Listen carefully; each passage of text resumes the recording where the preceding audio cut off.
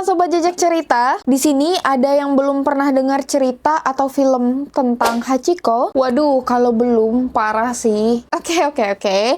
Santai, tenang, jangan risau, karena aku juga pertama kali nonton film ini itu waktu 13 tahun setelah rilis filmnya.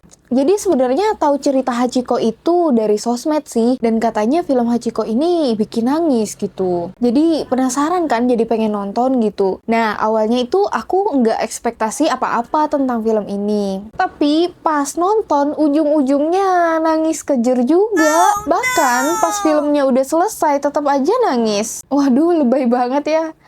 Tapi kalau dipikir-pikir aku nggak lebay juga sih, soalnya orang-orang juga bilangnya mereka banyak yang nangis. Ya gimana nggak nangis gitu kan? Ini anjing setia nunggu majikannya selama lebih dari 9 tahun. Padahal ya majikannya nggak bakal datang. Bayangin aja kalian yang nunggu jemputan telat 1 menit aja udah ngomel-ngomel. Lah ini anjing nunggu sampai dia metong. Tetap setia nunggu tuannya. Ya begitulah, hewan yang satu ini tuh memang dikenal setia atau bisa dibilang sahabat manusia. Oke, daripada banyak berkicotnya, kita balik lagi nih ke filmnya. Seperti yang ada di judul video atau di thumbnail ini, kita bakal bahas versi asli dari cerita Hachiko yang paling terkenal itu kan dari Amerika, rilisnya pada tahun 2009, dan ada juga yang versi Jepangnya yaitu tahun 1987. Nah, cerita Hachiko yang ada di film itu kan udah cukup bikin nangis ya. Tapi yang aslinya juga, oh my god, gak kalah bikin nangis. Karena ya ini bukan sekadar film ya, ini benar-benar nyata gitu. Dan bahkan film Hachiko yang pernah kita tonton itu kan terinspirasi dari kisah nyata ini. Dan inilah kisah nyatanya. Di sini kita pada penasaran kan, nah sebenarnya apa sih yang terjadi sama Hachiko? Kok bisa ya kisahnya menjadi se-legend itu? Tenang, untuk menjawab pertanyaan kalian, di sini kita akan membahas cerita asli dari Hachiko, anjing yang setia kepada tuannya. Siap-siap? Siapin tisu, mari kita dengarkan ceritanya. Tapi sebelum masuk ke bagian yang bikin mata kita sembab, kita flashback dulu ke asal-usulnya si Hachiko ini. Hachiko ini lahir di Odate, daerah prefektur Akita, Jepang, yang memang pada dasarnya tempat asli dari anjing ras ini. Nah, untuk menggambarkan tempatnya seperti apa, jadi daerah ini tuh terdapat pegunungan yang berwarna hijau pada biasanya, tapi pada saat musim salju, semuanya berubah menjadi putih.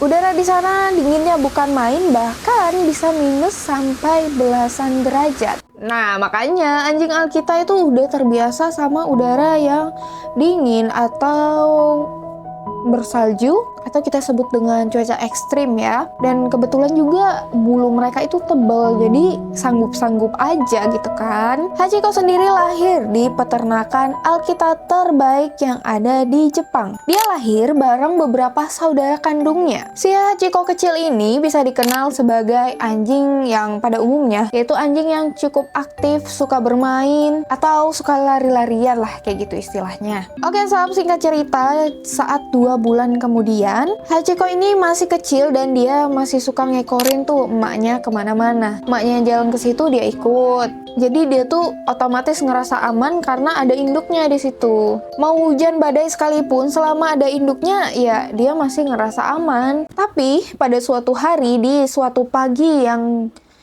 agak berbeda, terjadi sesuatu pada hari itu. Ada peternak yang datang bawa kantong dan tali, dan biasanya itu buat ngasih makan para anjing yang ada di sana. Tapi tiba-tiba sang induk anjing itu menggonggong dengan keras. Dan alasannya kenapa dia menggonggong seperti itu, karena tiba-tiba ada manusia asing yang ikut bersama sang peternak untuk datang ke kandang. Di situ tiba-tiba sang peternak itu ngangkat badannya si Hachiko, anjing kecil ini tadi. Induknya di situ makin panik dan ngegonggong dengan keras, seolah mau bilang, ini anak gue mau dibawa kemana loh? Dia loncat mau ngejar, tapi pintu kandang udah terlanjur ditutup. Sampai akhirnya si Hachi ini dimasukin ke tempat yang sempit dan cukup gelap. Dari sudut pandang manusia itu adalah kardus kayu tempat si Hachi diletakkan di sana. Singkat cerita, si Hachi ini ngerasa kalau dia itu luntang-lantung nih. Dia dibawa entah kemana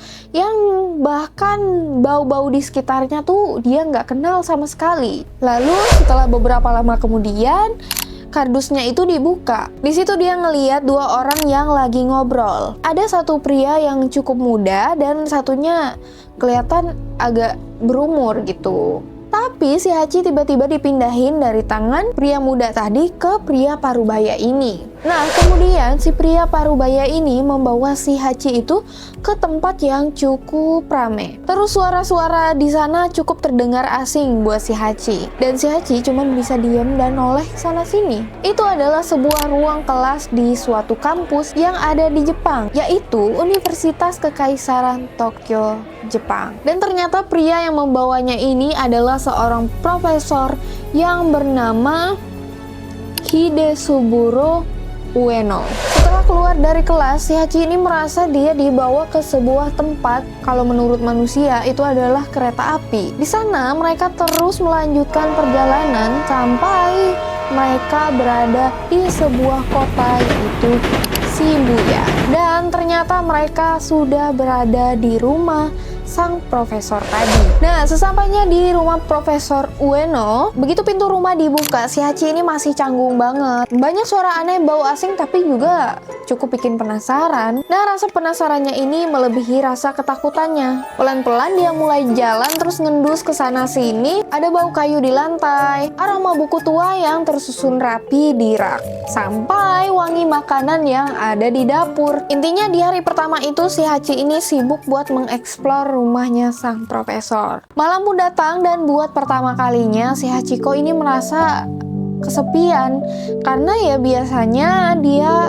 ditemani oleh saudara-saudaranya sewaktu di peternakan. Dia tuh udah beberapa kali nyoba muter-muter gitu mencari posisi tidur yang pas. Dia nyoba tidur tapi matanya masih melotot. Akhirnya dengan langkah pelan dia tuh ngedeketin kakinya sang profesor. Profesor tuh lagi baca buku tuh ceritanya. Diam-diam dia ngeringkuk di situ. Pelan-pelan matanya mulai berat dan dia pun ketiduran. Profesor Ueno yang sadar Hachiko ada di sana cuman bisa tersenyum kecil dan sambil menghela nafas lembut. Hari demi hari hubungan mereka semakin erat. Awalnya Hachiko ini masih waspada, tapi lama-kelamaan dia sadar kalau profesor ini bukanlah ancaman. Dia mulai mengerti ritme hidup manusia barunya itu. Mulai dari jam makan, kapan dia duduk manis, kapan profesor bakal pergi. Dia bahkan bisa mengenal langkah profesor itu dari jauh. Setiap pagi, Profesor Ueno ini menggunakan jas rapi, lalu mengambil tasnya, lalu jalan keluar rumah dengan langkah yang sama.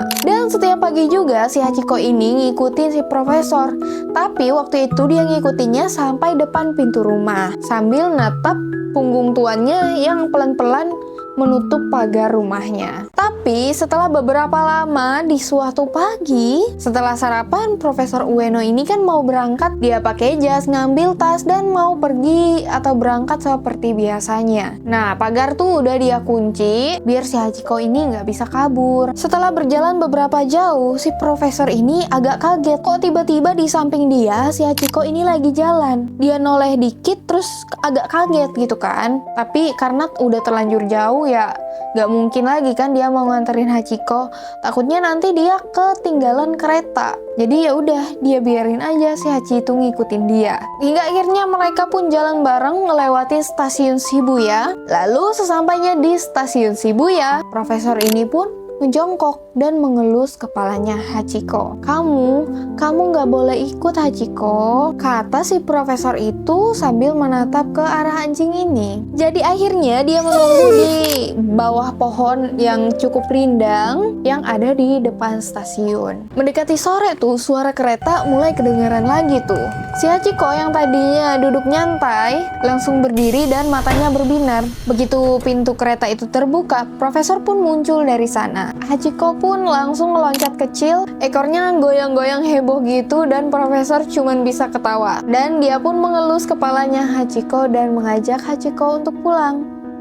Ayo pulang Hachiko. Dan hari itu nggak ada yang nyuruh, nggak ada yang ngajarin juga. Tapi Hachiko selalu nganterin sang profesor itu setiap pagi dan dia bakal nungguin sampai sore sang profesor itu di depan stasiun. Awalnya orang-orang yang ada di sekitar stasiun, terutama para pedagang yang ada di situ, tidak peduli dengan kehadirannya Hachiko. Mereka awalnya mikir, ini anjing ngapain sih? Mungkin anjing liar atau anjing yang lagi kelaparan mau nyari makan. Tapi suatu ketika mereka sadar kalau ternyata anjing ini sedang mengantar tuanya untuk ke stasiun. Bahkan anjing ini nggak pernah minta makan sama sekali ke orang-orang yang ada di sana, kecuali ya orang-orang di sana yang memang inisiatif buat ngasih makan ke si Hachiko. Apalagi nih kalau udah sore-sore, matanya itu nggak pernah lepas dari pintu kereta. Dan kebiasaan itu akhirnya berlangsung selama 2 tahun lamanya. Hingga akhirnya di suatu pagi pada tahun 1925, seperti biasanya sang profesor itu berlutut sebentar dan mengelus kepalanya Hachiko. Aku pergi dulu ya Hachi, kamu pintar-pintar ya di sini. Dan seperti biasanya Hachiko pun menunggu di sana. Sore pun menjelang, Hachiko masih menunggu seperti biasanya. Tapi ada yang berbeda, langit sudah semakin gelap. Lampu-lampu stasiun mulai menyala satu persatu. Tapi Hachiko ini masih duduk di sana, duduk di tempat biasa dan matanya nggak bisa lepas dari pintu stasiun itu. Biasanya di jam segini tuh dia udah bisa dengar langkah kaki sang profesor. Dia udah bisa nebak bau majikannya di antara kerumunan orang-orang yang keluar dari pintu kereta. Tapi kali ini ada yang berbeda. Dia nggak menemukan sama sekali ada tanda-tandanya sang profesor keluar dari pintu itu. Awalnya dia cuma duduk, matanya tetap awas dan telinganya tegak. Tiap orang yang keluar dari pintu stasiun itu dia perhatiin tuh satu persatu. Mana nih tuan aku? Mungkin seperti itu yang ada di pikiran Hachiko pada saat itu. Lama-lama perutnya udah mulai keroncongan karena itu adalah waktunya dia untuk makan. Tapi dia nggak mau beranjak dari sana sebelum dia melihat sang profesor keluar dari pintu kereta itu. Padahal udara sudah semakin dingin, langit sudah semakin gelap. Para pedagang kaki lima pun sudah ngeberesin dagangan-dagangannya. Pekerja kantor udah pulang satu persatu. Tapi Hachiko masih di situ menunggu tuannya. Lalu ada seorang pegawai stasiun yang melihat si Hachiko masih menunggu di situ.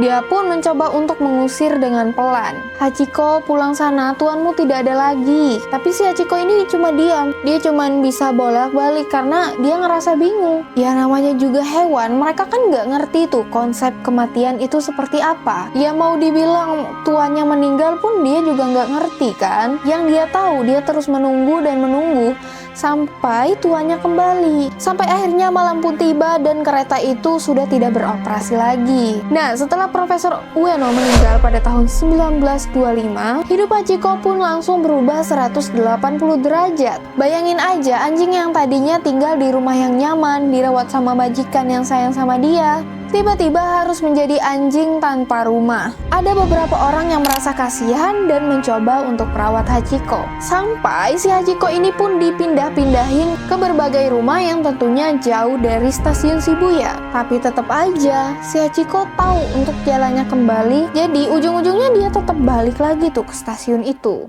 Lalu ada satu orang lagi nih yang kasihan sama si Hachiko. Atau bisa dibilang dia ini adalah mantan pekebun yang pernah bekerja sama Profesor Ueno. Dia pun ngasih tempat tinggal untuk Hachiko karena kebetulan juga rumahnya nggak jauh dari stasiun. Setiap pagi si Kobayashi ngelihat Hachiko ini udah pergi. Dia cuman bisa geleng-geleng kepala sedih. Anjing setia ini kekeh nunggu majikannya di tempat yang sama. Selama menunggu, si Hachiko ini terus diganggu sama orang-orang yang lewat atau bahkan dijahilin sama anak-anak kecil. Lebih parahnya dia bahkan dipukulin karena dianggap mengganggu. Tapi meskipun digituin, si Hachiko ini tetap setia untuk menunggu di tempat yang sama. Mau panas, terik, hujan, badai, Hachiko itu tetap duduk di situ. Dia selalu duduk di tempat yang sama. Matanya bahkan tidak pernah beralih dari pintu stasiun itu. Dia berharap sang profesor akan kembali dan mengelus kepalanya. Hingga tak terasa,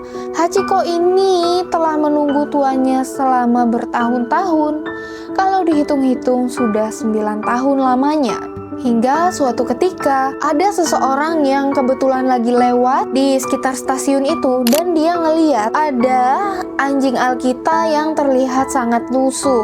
Lalu keesokan harinya sewaktu dia lewat lagi di depan stasiun itu, dia masih melihat anjing yang sama, masih menunggu di tempat itu. Dan orang ini adalah Hirokichi Saito. Lalu si Saito ini pun mencari tahu apa yang terjadi dengan anjing ini dengan bertanya kepada orang-orang yang ada di sekitar situ. Dan si Saito ini benar-benar kaget banget ngedengar kisah si Hachiko ini, apalagi dia sering diganggu, bahkan sering diusir dari tempat itu. Padahal karena menunggu tuannya. Emosi, si Saito pun menulis sebuah artikel tentang kesetiaan Hachiko. Dia pun menulisnya di sebuah koran terbesar yang ada di Jepang pada saat itu. Akhirnya cerita tentang si Hachiko, anjing yang menunggu tuannya selama bertahun-tahun ini, tersebar di seluruh Jepang.